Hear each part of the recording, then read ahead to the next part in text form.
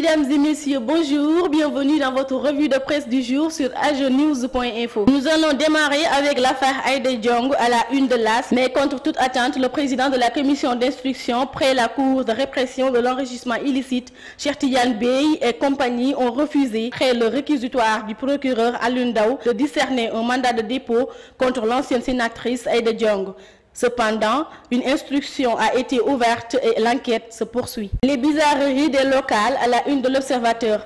En effet, les élections locales du 29 juin prochain présentent un intérêt particulier pour les états-majors politiques. En atteste le nombre très important des listes déposées pour contrôler les collectivités locales. Le journal nous révèle que le nombre de listes déclarées forecloses est très élevé. Sur ce point, c'est le parti présidentiel, l'APR, qui en a payé le plus lourd tribut. Le quotidien titre dans sa une le faux jeu national. Selon le journal, les élections locales vont constituer un faux test ou une fausse balance pour les différentes formations politiques engagées, car des responsables de l'APR, du PS, de l'AFP, de la LD, du PIT, entre autres membres de Benno Bokk Yakaar, sont dans des listes concoctées avec des militants du PDS, de Rewmi ou de Bokk Gis Gis.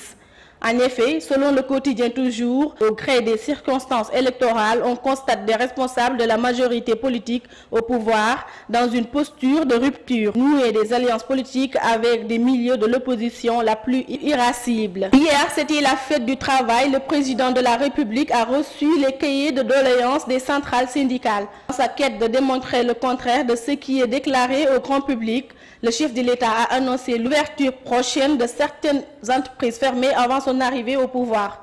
Très fier de son travail, le président de la République, Macky Sall, a énuméré quelques entreprises tombées en faillite sous le régime de Maître Wade dans l'Observateur. Terminons avec le sport. L'écurie Fass sonne la réplique contre le promoteur Aziz Ndiaye et Alioune Sarr, président du CNG, qui ont évoqué le manque de professionnalisme de Gris Bordeaux, qui s'est déchiré la cuisse à une semaine de son combat contre Tyson, initialement prévu le 21 avril passé, et du coup reporté à une date ultérieure.